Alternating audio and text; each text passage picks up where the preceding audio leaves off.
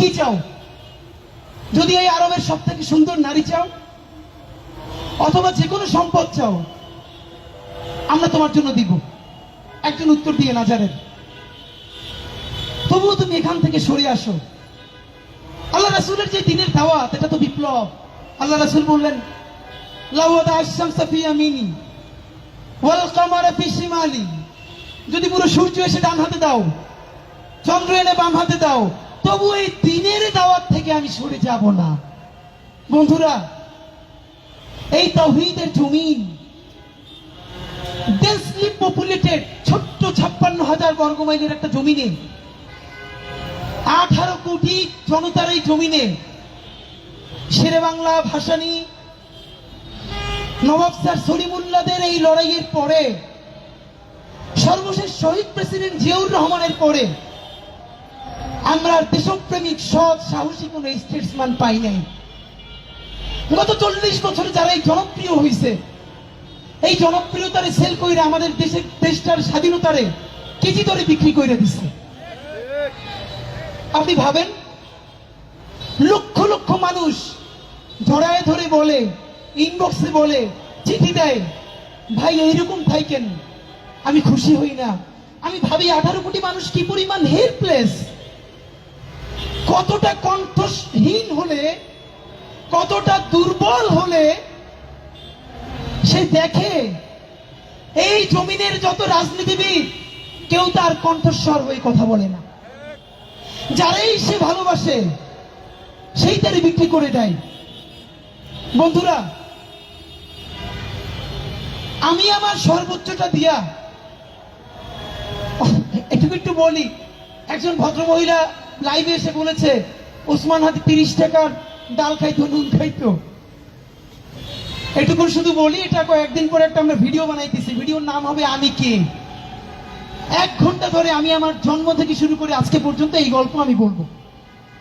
শুধু বলি, এই গণ অভ্যুত্থানের পরে যেই ছেলেরা মেয়েরা এখন পর্যন্ত দেশপ্রেম ব্যাপী পরিচিত, আল্লাহর অসীম রহমতে, ওসমান হাদির আব্বা আম্মার দোয়ায়, গণ অভ্যুত্থানের আগে ওসমান হাদির থেকে সচ্ছলতার জীবন আল্লাহ আর কাউরি দেয় নাই। আমি যখন ভার্সিটির ফার্স্ট ইয়ারে পড়ি, তখন থেকে সাইফুডসের পান্থপথ এবং মৌচাক ব্রাঞ্চের আমি সব থেকে জনপ্রিয় টিচারদের একজন। আমি যখন ফার্স্ট ইয়ারে পড়ি, তখন ভার্সিটি এডমিশনের জন্য একটা ইংলিশ বই লিখছিলাম, চান্স প্লাস। 5 বছরে রেকর্ড পরিমাণ বিক্রি হয়েছে বইটা। আমি এই ফার্স্ট ইয়ারের একটা ছেলে, এত রেভিনিউ পাইছি, মানে আমার বোন সেই টাকা নিয়ে আমার জন্য ঢাকার আশেপাশে একটা জমি কিনে ফেলছে।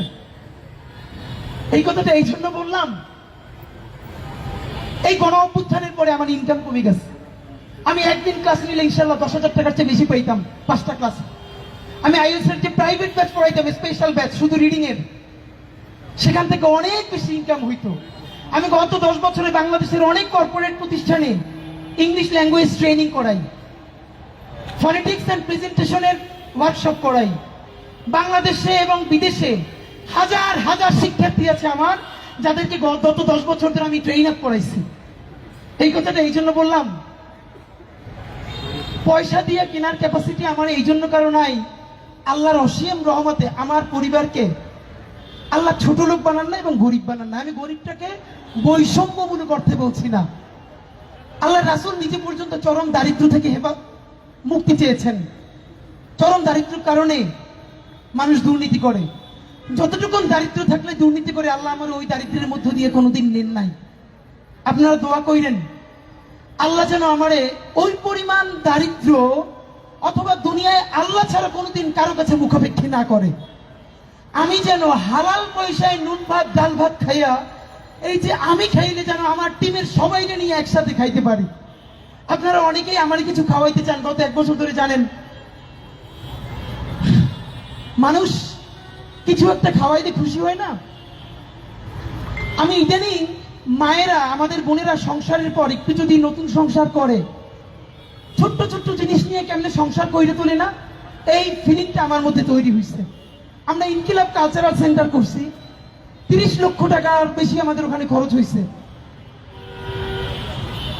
10 টাকা 20 টাকা 50 টাকার জিনিস নিয়ে আমাদেরকে যে যা দিতে চায়, জানেন এই টিমের সবাই কেউ কোনোদিন বাড়ি নিয়ে যায় না, সব থেকে ভালো জিনিসটা সেন্টারে নিয়ে আসে।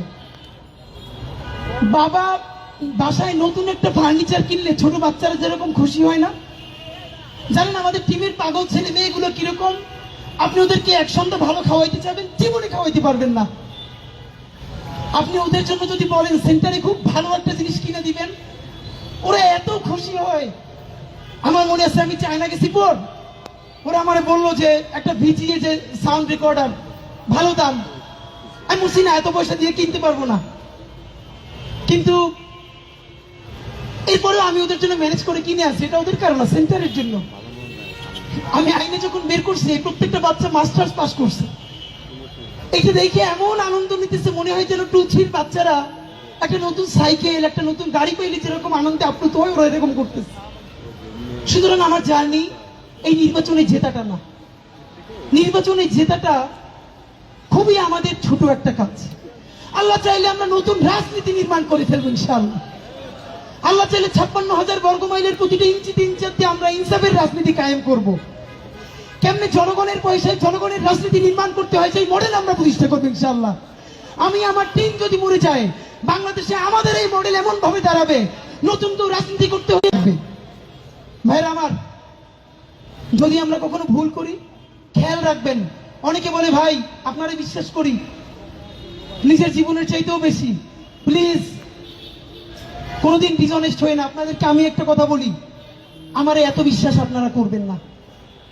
অন্ধভাবে নিজের সন্তানকেও বিশ্বাস করবেন না, অন্ধভাবে নিজের বাবা মা স্ত্রীকেও বিশ্বাস করবেন না। ভাইয়েরা, এক চক্ষু দিয়ে আমাদেরকে বিশ্বাস করবেন, অন্য চক্ষু আমাদেরকে পাহারা দেওয়ার জন্য রাখবেন। আমরা বিশ্বাস করে ধরা খাই, তবুও বিশ্বাস করা ছাড়া তো আমাদের আর কিছু নাই। কিন্তু একটা চোখ খোলা রাখবেন, যেদিনই ভুল করব, কোন বিচ্যুতি মনে হবে শুধরাই দিবেন, বলবেন ভাই এটা কিন্তু মনে হয় ভুল হচ্ছে। আমি, আমরা, আপনারা, বাংলাদেশের সবাই মিলে ইনশাআল্লাহ ঢাকা 8-এর এই রাজনীতিকে বাকি 299টা কনস্টিটিউতে ইনশাআল্লাহ পৌঁছাই দিব। সুতরাং যেই নয়া সফর শুরু করলাম, আমাদেরকে কেউ থামাতে পারবে না। কোনো হেভিওয়েট, কোনো পয়সা যদি থামাইতেই পারতো, তাইলে আজকে এরকম ঐতিহাসিক র্যালি হইতো না। আপনারা বলেন তো, আমি মাঝে মধ্যে র্যালির সময় পিছনে ফিরে তাকাইতেছিলাম, আমার চোখ ভেসে যাইতেছিল যে আমি কি, আমি কি এমন কেউ না যে আমার জন্য মানুষ এত কষ্ট করে সেই রকম ভ্যান র্যালিতে না গিয়ে যোগ দিবে। এর মানে আপনারা কেন এই কষ্টটা করেন এটা আমরা জানি। আপনারা অনুভব করেন আপনার যে কষ্টের কথাটা, যেটা আপনি বলতে পারেন না, ওইটা আমাদের মুখ দিয়ে উচ্চারিত হয়। আপনারা যখন আমাদের ভিডিও দেখেন মনে করেন এই কথাটা আপনি প্রতিদিন বলেন, কিন্তু বাংলাদেশের কোনো মিডিয়া প্রচার করে না। আপনার না বলা কথা, আপনার যে অনুক্ত কষ্ট, এই কষ্টগুলো আমরা বহিঃপ্রকাশ করি। দোয়া কইরেন মৃত্যুর দিন পর্যন্ত যেন বাংলাদেশ স্বাধীনতা, সার্বভৌমত্ব, 18 কোটি কণ্ঠহীন মানুষের কণ্ঠস্বর হয়ে আমরা শেষ নিঃশ্বাস ত্যাগ করতে পারি। যখন মানুষ মৃত্যুকে ভয় পায়, তখন যেন আমরা হাসতে হাসতে আল্লাহর কাছে কবরে চলে যেতে পারি, সেই জীবন যেন পরিচালনা করতে পারি। আমি, আমার টিম, আমাদের জন্য আপনারা নামাজের পর দোয়া করবেন। বাংলাদেশ জিন্দাবাদ, ইনকিলাব জিন্দাবাদ। ব্যক্তিগত কথা কোনো প্রোগ্রামে বলি নাই, আজকে বললাম যেহেতু গল্প শুনতে চান আপনারা। আপনাদেরকে অনেক লম্বা সময় বিরক্ত করার জন্য দুঃখিত।